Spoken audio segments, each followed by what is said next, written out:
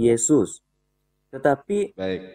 tetapi di dalam Al-Quran itu tidak menjelaskan untuk mengikuti Yesus, tetapi syarat masuk surga itu harus mendatangi neraka dahulu. Em, Ya, di sudah belum? dalam surah Maryam 19 ayat 71 kan dikatakan di situ. Dan tidak ada seorang pun di antara kamu yang tidak mendatangi dalam kurung neraka. Hal itu bagi Tuhanmu adalah ketentuan yang sudah ditetapkan. Nah, em, saya mau bertanya sama Bang Nandar, mana yang lebih baik? Baik. Untuk bisa masuk surga itu harus melalui Yesus atau harus mendatangi neraka dahulu? Mana yang lebih baik? Baik, boleh saya jawab ya. Iya ya, Per- silakan Bang. Pertama, Yesus sendiri tidak dijamin masuk surga. Enggak ada Yesus dijamin masuk surga. Makanya di dalam Matius 21 ayat ke-9 Yesus didoakan, Hosana leven David, semoga Yesus diselamatkan anak David. Semoga anak David diselamatkan, itu yang pertama. Yesus tidak ada jaminan masuk surga. Kemudian di dalam Markus 9:49 orang Kristen dijamin masuk neraka. Anda baca nanti, setiap orang akan digarami dengan api. Itu orang Kristen itu. Itu kedua. Lalu Anda bertanya tentang Nabi Muhammad. Di dalam Islam, Anda tulis, catat Quran surat Al-Ahzab, Quran surat Al-Ahzab ayat ke-70-71, ya, dikatakan begini. A'udzu billahi minasyaitonirrajim, ya ayyuhalladzina amanu, hai orang-orang yang beriman, taqullaha, bertakwalah kepada Allah, wa qulu qaulan sadida, ucapkanlah perkataan yang baik dan benar, yuslih lakum a'malakum, niscaya Allah akan memperbaiki amal perbuatanmu, wa yaghfir lakum dunubakum, dan akan menghapus dosa-dosa kamu. Di dalam ajaran Islam tidak pernah ada satu ajaran menumbalkan manusia, menembus dosa dengan tumbal darah, tidak ada. Tetapi dengan berkata baik dan benar diampuni oleh Allah dosa-dosa kita, dihapus dosa-dosa kita. Kemudian ayat 71-nya, wa may yuti'illaha wa rasulahu faqad faza fauzan azima. Barang siapa taat kepada Allah, taat kepada Nabi Muhammad, faqad faza fauzan azima, maka akan memperoleh kemenangan yang besar. Definisi kemenangan yang besar di dalam Islam hanya ketika kita itu masuk surga. Itu dijaminan keselamatan, jaminan. Banyak ayat yang lain yang menjamin Rasulullah SAW dan umatnya masuk surga. Kemudian dalam Quran surat Maryam 71 dibaca ayat 72-nya, Allah menyelamatkan orang-orang bertakwa. Dua. Kemudian Yesus tidak pernah dijamin masuk surga, tapi Nabi Muhammad dijamin masuk surga. Di mana dalilnya, nasnya? Di dalam Rawahu Muslim. Ati babal janati yaumul qiyamah fa astafihu fayakul hojin man anta ana Muhammad. Apa artinya? Pada hari kiamat Rasulullah SAW mendatangi pintu surga. Pintu surga itu tertutup dengan rapat, tidak ada seorang pun. Di luar itu tidak ada, di dalam ada malaikat namanya kerubim, atau dalam Islam malaikat Ridwan. Ditanya oleh Rasulullah, ketuk ini, bukakan pintu surga ini. Kata malaikat kerubim atau malaikat Ridwan, man anta, siapa kamu? Apa kata Nabi Muhammad? Ana Muhammad. Lalu dijawab oleh malaikat kerubim Ridwan, ana umirtu, aku diperintahkan oleh Allah, la aftahu min qoblaka, aku diperintahkan oleh Allah tidak untuk membukakan pintu surga untuk siapapun kalau Nabi Muhammad tidak masuk lebih dulu. Yesus tidak masuk surga, Abraham, Moshe, Noah tidak masuk surga, kecuali Nabi Muhammad masuk surga dulu. Nabi Muhammad masuk surga, Ibrahim, Nuh, Musa, Yesus baru masuk surga. Makanya di dalam Islam, anna syaidul anbiya wal mursalin, aku adalah Sayyidul Anbiya, pemimpin dari para nabi. Aku adalah pemimpin dari para rasul. La nabiyya ba'dah, tidak ada nabi setelah aku. Nah, tadi Anda mengakui bahwa Paulus adalah dulunya nabi palsu. Saya mau tanya kepada Anda, ya, bolehkah nabi palsu di dalam ajaran Alkitab? Atau gini aja, coba Anda buka sekarang Matius 7 ayat ke-16 sampai 20. Yesus sudah menggariskan bahwa tidak mungkin nabi palsu itu berawal dari pohon yang kurang baik, pohon yang buruk. Paulus pohonnya buruk. Mohon maaf, Paulus ini anak pezina. Kenapa? Makanya tidak ada silsilahnya Paulus.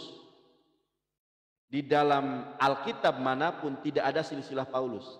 Kalau Yesus masih ada silsilahnya. Coba abang cari siapa bapak dan ibunya Paulus. Tidak pernah ditemukan. Karena mohon maaf, karena Paulus ini hasil hubungan terlarang.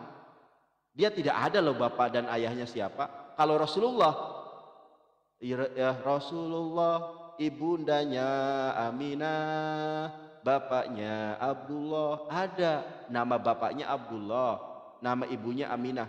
Paulus bapaknya siapa? Enggak ada. Aminah siapa? Ibunya siapa? Enggak ada. Makanya Yesus katakan, hai orang-orang Farisi, orang-orang munafik, baca Taurat tapi dia wik-wik. Hasillah Paulus namanya. Hasil dari buah, makanya enggak ada. Coba Anda buka sekarang Matius 7 ayat ke-16 sampai ayat ke-20. Apa kata Yesus? Pohon yang buruk tidak mungkin pohon yang baik tidak mungkin menghasilkan buah yang buruk. Dan begitupun pohon yang buruk tidak mungkin menghasilkan buah yang baik. Lihat perikopnya, pengajaran sesat. Diawali dengan nabi palsu. Ciri-ciri nabi palsu adalah dia muncul dari pohon yang buruk. Paulus pohon yang buruk, bapaknya tidak jelas, ibunya tidak jelas, hasil dari sebuah perselingkuhan, hasil dari sebuah perzinahan. Namanya juga orang Farisi, orang munafik, dia baca Torah tapi wik. Nah, itu kan tidak sesuai dengan, makanya Yesus katakan Matius 24 ayat 24, dasar hai tahu ahli Farisi munafik. Namanya munafik, sudah baca Taurat wik. Oke, silakan Anda baca sekarang Matius 7 ayat ke-17, ayat ke-16 sampai 20. Pohon yang baik tidak mungkin menghasilkan buah yang buruk. Anda cari di dalam literasi Islam, Nabi Muhammad itu adalah orang yang pohonnya baik, makanya buahnya baik. Nabi Muhammad abangku sejak kecilnya digelari oleh manusia gelar legitimasi sebagai Al-Amin. Arti Al-Amin itu yang saksi setia yang benar. Makanya kitab Wahyu pun menyebutkan tentang Nabi Muhammad. Wahyu 3:14, Nabi Muhammad adalah Al-Amin, permulaan dari ciptaan Allah. Paulus penjahat, perampok, penjahat, pembunuh, pohonnya buruk, tidak mungkin menghasilkan buah yang baik.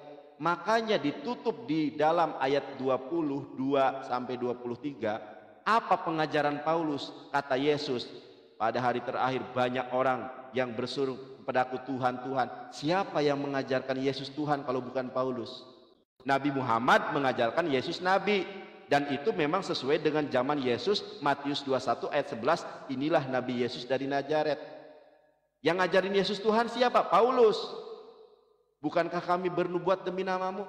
Tanya umat Islam, tanya ustadz. Tidak pernah ada ustadz yang ngajari bahwa umat Islam bernubuat atas nama Yesus, mengusir setan atas nama Yesus. Semua itu diajarkan oleh Paulus.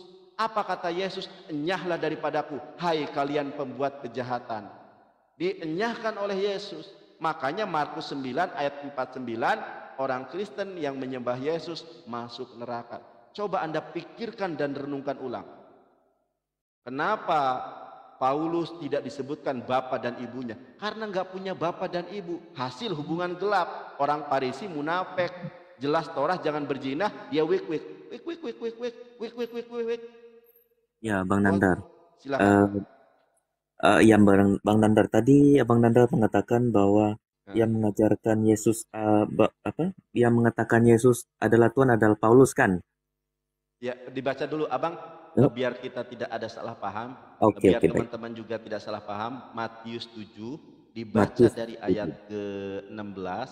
Ya, 15 kan sudah dibaca tuh. Iya Dari sih. 15 sampai 23 dibaca. Silakan. Dari Saya izin buah minum dulu ya. Saya izin Ya, minum ya, ya, Bang. silakan Bang. Dari buahnya lah kamu akan mengenal mereka. Dapatkah orang memetik buah anggur dari semak duri atau buah ara dari rumput duri? Demikianlah, setiap pohon yang baik menghasilkan buah yang baik, sedang pohon yang tidak baik menghasilkan buah yang tidak baik. Tidak mungkin pohon yang baik itu menghasilkan buah yang tidak baik, ataupun pohon yang tidak baik itu menghasilkan buah yang baik. Dan setiap pohon yang tidak menghasilkan buah yang baik, pasti ditebang dan dibuang ke dalam api. Jadi dari buahnya lah kamu akan mengenal mereka. Bukan setiap orang yang berseru kepadaku, Tuhan, Tuhan, akan masuk ke dalam kerajaan surga, melainkan dia yang melakukan kehendak Bapa-Ku yang di surga. Pada hari terakhir banyak orang akan berseru kepadaku, Tuhan, Tuhan, bukankah kami bernubuat demi namamu dan mengusir setan demi namamu, dan mengadakan banyak mukjizat demi namamu juga? Pada waktu itulah aku akan berterus terang kepada mereka dan berkata, Aku tidak pernah mengenal kamu, enyalah daripadaku, kamu sekalian pembuat kejahatan. Baik, Ya, yang diusir di situ siapa yang menyebut nama Yesus Tuhan? Orang Islam tidak pernah menyebut Yesus Tuhan. Orang Islam tidak pernah mengusir setan atas nama Yesus. Orang Islam tidak pernah bermukjizat, bernubuat atas nama Yesus. Perhatikan perikopnya tentang nabi palsu dan ajaran penyesat. Apa isi ajaran penyesatnya? Mengatakan Yesus Tuhan. Apa konsekuensi ajaran sesat ini? Diusir oleh Yesus. Itu di dalam hadis juga sama. Di dalam hadis Islam juga sama. Turunnya Yesus ke dunia itu nanti untuk mengusir orang-orang Kristen itu oleh Yesus. Kamu pilihannya Islam atau kamu ikuti antikristus Dajjal 6666. Nah, nanti perang itu Yesus sama antikristus. Dalam Islam juga sama, Dajjal namanya. Begitu. Coba Anda jelaskan kepada saya. Apa yang dimaksud pohon yang baik tidak mungkin menghasilkan buah yang buruk? Sebelum Anda sampaikan, saya perhatikan, saya lihatkan dulu kepada Anda. Si Paulus ini, Bang. Paulus ini ya. Paulus ini kalau kita lihat nih, dia ini mohon maaf.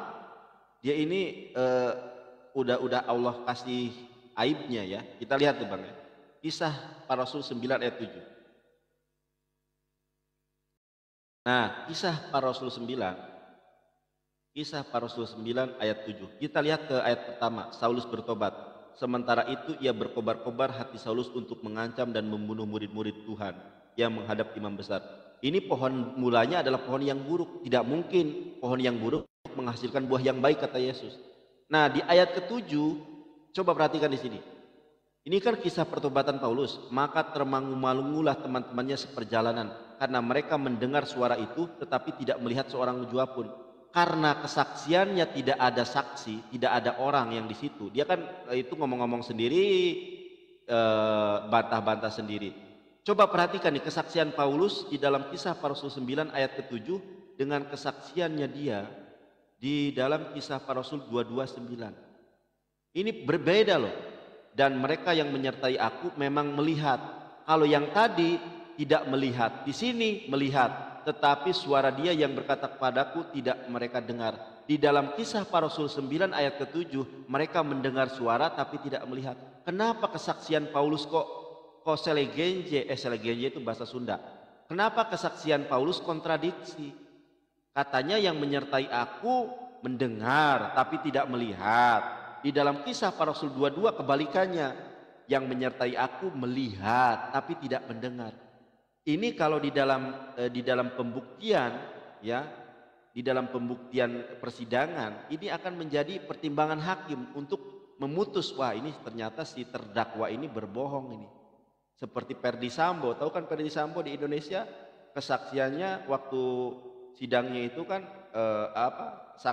para terdakwa ini kan pelentat-pelentut. Akhirnya ada yang divonis 10 tahun, ada yang divonis, saya lupa itu vonisnya berapa tahun ya. Ferdy Sambo seumur hidup. Kenapa? Karena ketika memberikan kesaksian beda-beda. Siapa itu yang pembantunya itu, yang sopirnya itu, teman-teman? Yang sopirnya itu siapa ya? Itu kesaksiannya itu bertolak belakang. Tadinya A, setelah A jadi B. Ketahuan kan sama majelis hakim. Wah, ini berarti bohong ini. Seperti juga Paulus, kesaksian yang menyertai aku melihat Yesus tapi tidak mendengar suaranya. Di dalam kesaksian sebelumnya yang bersama aku mendengar suara Yesus tapi tidak melihat Yesus. Ada apa ini? Saya tunjukkan. Kenapa alasannya? Ya karena si Paulus sudah berdusta. Di mana itu? di dalam Roma 3 ayat ke-7. Coba Anda lihat, ya, apa kata Paulus? Tetapi jika kebenaran Allah oleh dustaku semakin melimpah bagi kemuliaannya, mengapa aku masih dihakimi sebagai orang yang berdosa? Jadi menurut Paulus, kedustaannya itu ya untuk kemuliaan Tuhan. Dan kemuliaan Tuhan siapa? Itu bukan Tuhan Yesus, tapi Tuhan Yahweh menurut Paulus. Kan Paulus nyamar doang. Silakan kalau mau dibantah. Coba bagaimana itu? Kenapa kisah kesaksian Paulus kok kontradiksi? Yang pertama mendengar Yesus tapi tidak melihat. Kisah para Rasul 22 melihat Yesus tapi tidak mendengar suaranya.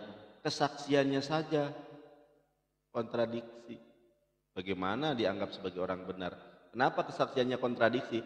Karena tidak ada seorang pun yang menjadi saksi sebetulnya. Itu ngarang-ngarang sendiri. Itu makanya Rudi Simamora nggak berani TikTok semacam ini. Saya kejar terus dia. Saya kejar terus. Nggak berani, kabur kan. Berat ini temanya. Tapi Bang Goku ini dari Malaysia kayaknya mau masuk Islam ini. Apakah Anda sudah mau saya tobatkan? Belum lagi Bang. Oh belum ya. Oh saya kira ini temanya masih banyak ya. Kalau saya itu temanya Alkitab sudah tidak asli. Ada, mau saya tunjukkan Alkitab sudah tidak asli.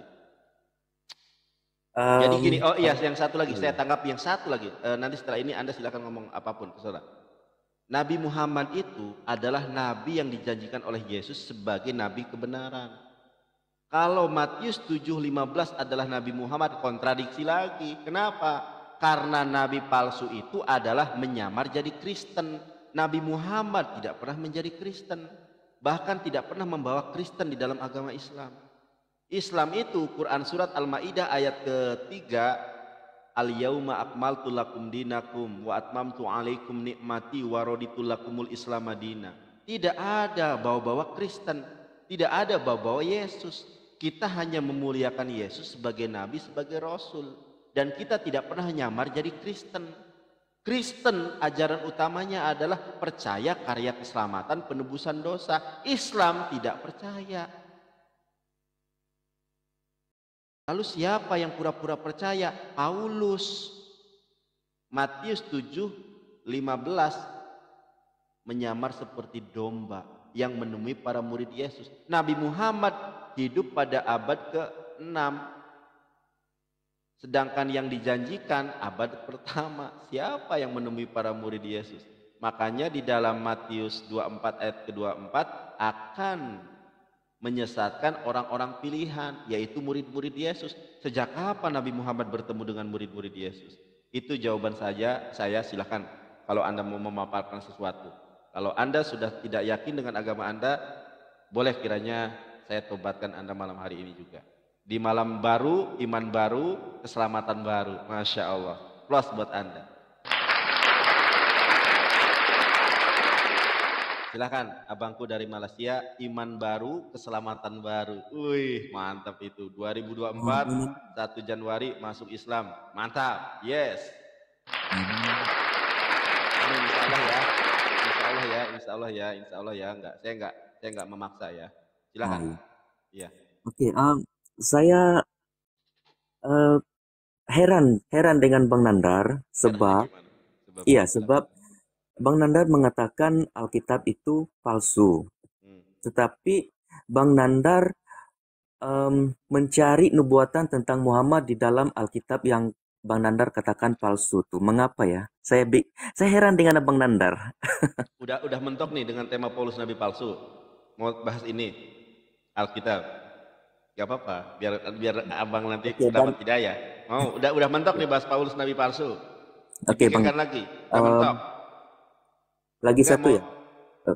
Yang udah mentok bahas Paulus Nabi palsu. Kalau sudah mentok, kalau mau bahas Alkitab tidak asli, kita lanjut ke Alkitab tidak asli. Iya, saya cuma heran. Sudah mentok apa belum? Kan berarti sudah mentok kan? Sekarang bahasnya Alkitab yang tidak asli. Mau saya jelaskan Alkitab tidak asli? Berarti tema Paulus Nabi palsu sudah mentok ya. Direnungkan lagi Bang. Ingat, keselamatan itu hanya ada dalam Islam. Kalau Bang Nandar saya mau masuk Islam, Tapi dalam Tapi Islam, sebentar Bang, ini saya jelaskan ya. Ini banyak yang saya syahadatkan itu awal mulanya gini. Bang Evangelis, saya mau masuk Islam. Ya, kenapa Dek? Tapi di dalam Islam gak dijamin keselamatan. Kata siapa? Gak dijamin keselamatan. Emang dijamin? Dijamin. Para sahabat bertanya kepada Nabi Muhammad, Aina Abu Bakar? Abu Bakar fil jannah. Aina Umar? Umar fil jannah. Aina Utsman? Utsman fil jannah. Aina Ali? Ali fil jannah. Nabi Muhammad menjamin orang masuk surga. Kalau Kristen yang menjamin masuk surga dituhankan. Padahal para nabi itu wa ma yantiqu anil hawa in huwa illa wahyu yuha. Oke, saya jelaskan. Di mana Islam menjamin yang masuk surga, yang Islam itu masuk surga? Banyak. Sedikit saja. Mangkana akhirul kalami la ilaha illallah dahulal jannah, kata Rasulullah. Siapa yang akhir kehidupannya meyakini tidak ada Tuhan selain daripada Allah, masuk surga tanpa hisab. Plus yang kedua, hadis Nabi Muhammad SAW. Qala Rasulullah sallallahu alaihi wasallam, ya habibi habibana wa nabiyana Muhammad sallallahu alaihi wasallam qol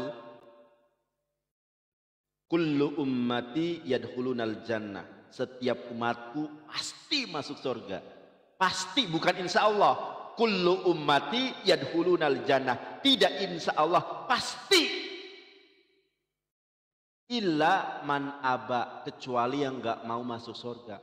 Para sahabat bertanya, dijamin masuk surga bagi yang ya Rasulullah, kita dijamin masuk surga, tapi kecuali orang yang enggak mau masuk surga. Mahya aba ya Rasulullah, siapa yang enggak mau masuk surga? Setiap umatku pasti masuk surga kecuali orang yang enggak mau. Siapa orang yang enggak mau masuk surga? Waman atoni, kata Rasulullah, siapa yang taat kepadaku dahulal jannah, dia pasti masuk surga. Jadi syarat masuk surga itu taat kepada Nabi Muhammad. Waman asoni faqad aba, dan siapa yang tidak taat kepadaku dialah orang yang gak mau masuk surga. Jadi kalau Anda mau dijamin masuk surga, taatlah. Sami'na wa ata'na, kami dengar dan kami taat. Quran mengatakan A, katakan A. Quran mengatakan B, katakan B. Rasulullah katakan A, katakan A. Rasulullah katakan B, katakan B. Bahkan Rasulullah menjamin orang Kristen dan Yahudi masuk neraka. Di mana?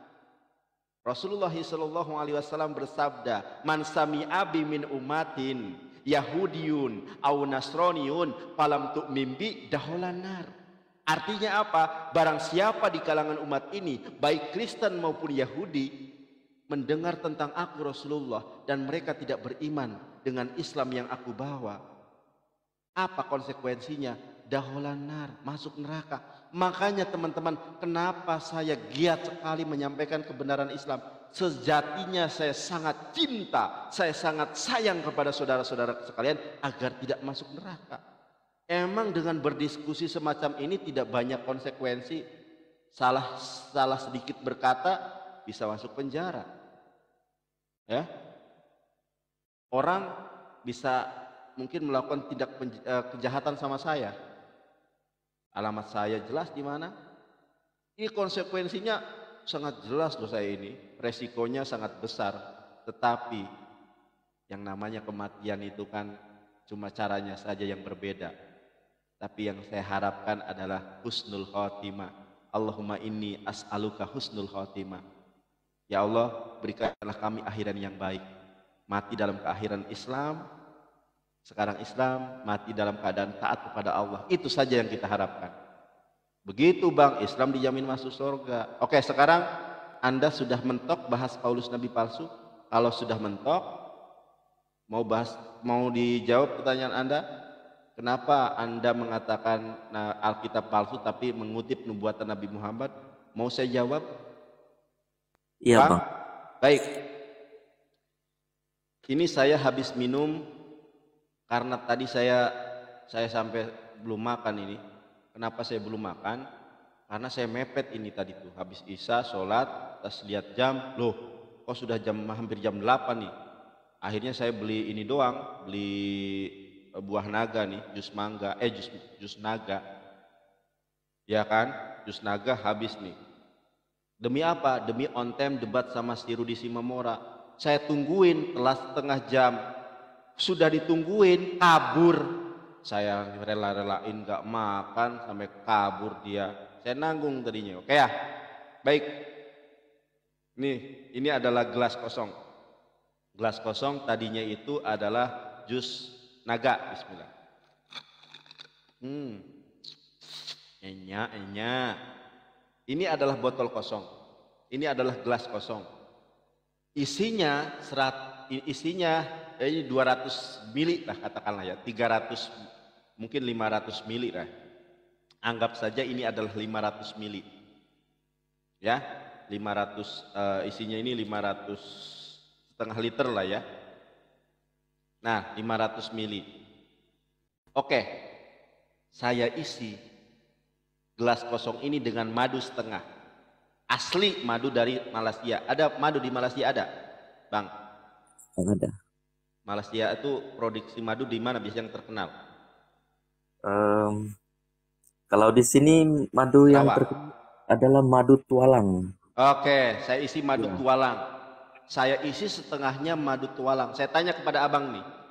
Saya beli madu tualang kepada abang, saya cucurkan ke sini. Segini, berarti kalau 500 berarti 250 mili.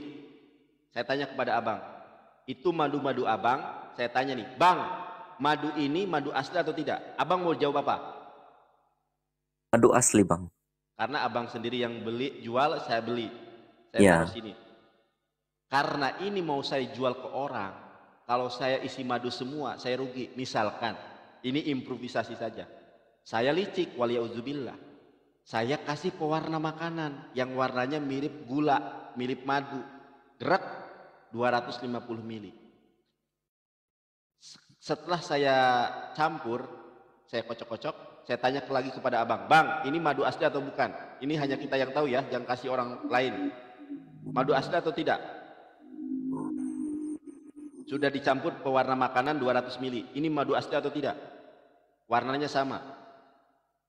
Asli atau tidak? Sudah dicampur air. Enggak, dicampur pewarna makanan biar enggak rugi. Jadi biar untungnya banyak. Kan saya beli ke abangnya ini belinya grosiran banyak. Saya campur nih segini nih. Jadi 250 mili madu asli dari apa tadi tualang. Iya. Ya, sedangkan 250 milinya pewarna makanan. Apa di Malaysia namanya? Kalau di sini zat pewarna makanan.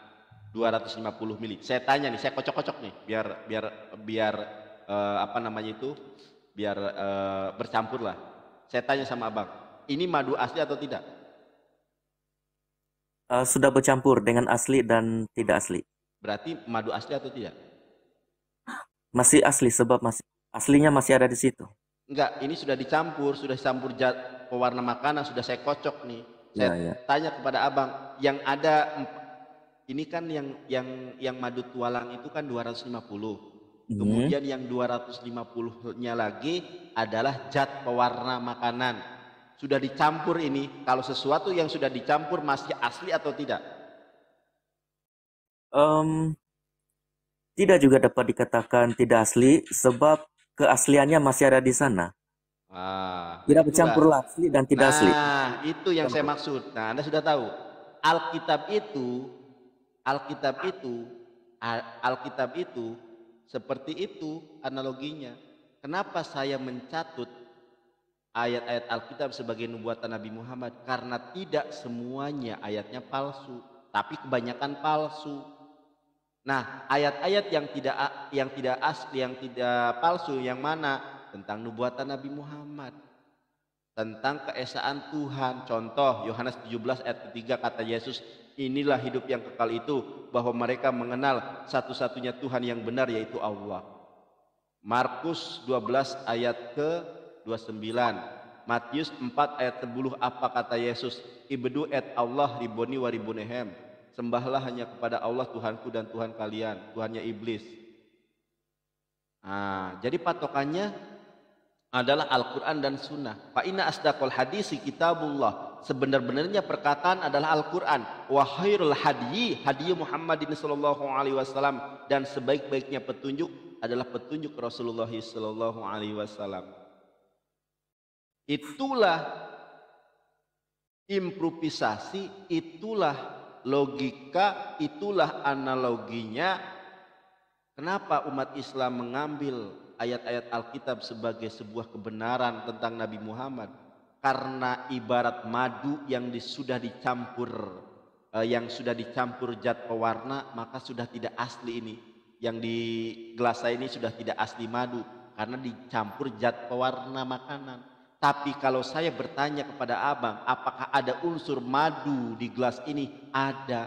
Alkitab sudah tidak asli. Apakah masih ada unsur kebenaran? Ada. Kami umat Islam tidak menutupi hal itu. Kebenaran tentang apa? Kebenaran tentang ketauhidan Allah. Di dalam kitab Keluaran 20 ayat ke-1 apa di situ? Anochi Adonai Eloheha. Aku adalah Allah Tuhan kamu. Di dalam kitab Ulangan pasal 6 ayat ke-4, Shema Yisrael, Adonai Eloheinu Adonai Ehad. Dengarkanlah hai orang Israel, Tuhan kita adalah Allah yang esa. Di dalam Kidung Agung pasal 5 ayat 10, 11 dan 16 dinubuatkan tentang kedatangan Nabi Muhammad. Nah, begitu. Palsu itu bukan semuanya tidak benar, ada sesuatu yang benar. Analoginya sederhana, improvisasinya sudah jelas. Silakan Anda berpikir di tahun baru ini, mau menerima kebenaran Islam atau mau tetap dalam kesesatan. Di dalam Islam, la ikraha fiddin, Quran surat Al-Baqarah ayat 256. La ikraha fiddin, qad tabayyana rusdu minal ghayy. Islam ini tidak ada paksaan, tetapi kebenaran Islam sungguh nyata di depan kita. Mau bahas ayat palsu? Boleh. Mau bahas nubuatan? Ayo. Wah, bentar lagi tahun baru. Ayo, kalau mau tobat kalian tahun baru nih, mendapat kebenaran Islam nih ya. Nah, tidak apa Bang Nandar, sebab Ya saya nggak sudah apa-apa, mendapat dipikirkan kebenaran aja Tuhan dulu. Yesus. Saya tidak Ya. memaksa, dipikirkan aja dulu. Karena gini, dulu banyak yang hujat saya, Nandar, kamu begini, kamu begitu. WhatsApp saya, Bang Nandar mohon maafkan saya. Kenapa? Salah apa? Saya nggak kenal Anda. Saya ini sekarang mu'alaf. Loh, Alhamdulillah. Kenapa mu'alaf? Karena melihat video abang debat sama Saifuddin Ibrahim. Saifuddin Ibrahim kalah debat. Saya dulu pengagumnya Saifuddin Ibrahim. Ternyata kalah debat sama abang. Saya berpikir akhirnya saya masuk Islam. Dulu saya ngatain abang mulut mancung. Sekarang mohon maaf ya bang ya. Oh nggak apa-apa. Kalau dulu mengatakan saya mulut mancung, emang saya hidung mancung, nggak apa-apa. Jadi saya senantiasa memaafkan. Yang penting khairun nas anfa'uhum linnas, sebaik-baiknya manusia adalah yang paling bermanfaat untuk manusia lainnya. Khairukum man ta'alamal Qur'an wa 'alamahu. Sebaik-baiknya di antara kalian adalah yang belajar Al-Qur'an kemudian mengajarkannya. Cie. Jadi nggak apa-apa. Banyak orang yang kemudian yang tadinya menghina saya jadi bertobat, banyak. Cuma yang pertama nggak boleh dipublis itu. Saya itu sebenarnya pengen jadikan konten gitu kan. Tapi mohon maaf Bang Nandar, saya ini asli Kristen, ini foto saya, ini foto mama saya, ini foto saya waktu di gereja. Oh iya ya. Tapi jangan dipublis ya Bang ya. Saya masih kuliah di luar negeri, di Australia. Gitu. Kalau dipublis nanti kuliah saya keputus, saya belum siap Bang. Oke, yang penting Anda muslim udah selamat. Bye bye. Gitu, bye bye menyembah manusia gitu Bang. Kalau abang sekarang abang mungkin belum menerima kebenaran Islam, tapi mungkin esok, minggu, bulan depan, tahun depan kita nggak tahu karena hidayah itu hak prerogatif Allah. Saya hanya penyampai, masalah hidayah itu kembali kepada Allah. Tugas saya hanya menyampaikan apa kebenaran yang saya pelajari. Data Islam jelas, data Kristen saya bisa Ibrani, bisa Yunani. Pendeta mana ada? Quran, Islam, hadis, ya saya nggak ahli. Tapi apakah saya nol putul kan enggak, dari tadi hadis semua tuh, hadis, Quran saya baca tanpa lihat teks. Nah dulu saya kuliah di UIN Sunan Ampel Surabaya loh. Gitu Bang. Bang, Ya dipikirkan aja lagi Bang, dipikirkan, direnungkan. Saya tidak memaksa ya. Saya tidak memaksa abang. Abang mau saya tunjukkan lagi, biar komplit nih ya, biar komplit nih Alkitab palsu nih. Sekarang Tak saya apa, Pak. tunjukkan nih. Nih saya Lain tanya. kali, lain kali saja Oh lah lain Bang Nanda. kali. Oh udah ngantuk. Gak tahun baru sekalian. Di sana sudah tahun baru belum? Di sini sudah. Oh di situ sudah. Iya, Mudah-mudahan. Ini saya boleh berdoa buat abang ya? Baik. tidak tidak perlu lah Bang. Oh tidak perlu. Berdoa buat kebaikan. Gak mau. Eh, tidak tidak apalah. Oh tidak apa. Ini berdoa Iya, kebaikan bukan berdoa yang jelek-jelek. Gak mau. tak maulah. Oh tak mau ya sudahlah. Iya, Saya iya, dalam iya. hati aja. Ya. Iya, iya, iya. Baik. Oke selamat istirahat. Goku Super. Ya. Saya juga suka film Goku ya. Kartun anime. Baik bang. Terima kasih ya. Oke, terima kasih. Yo Selamat nanti tahun akan. baru. Ya.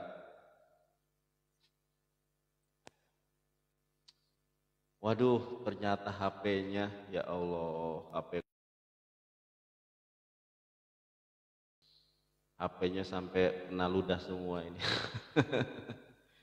Mohon maaf ya HP ya, kamu mendampingi perjuangan aku nih HP nih.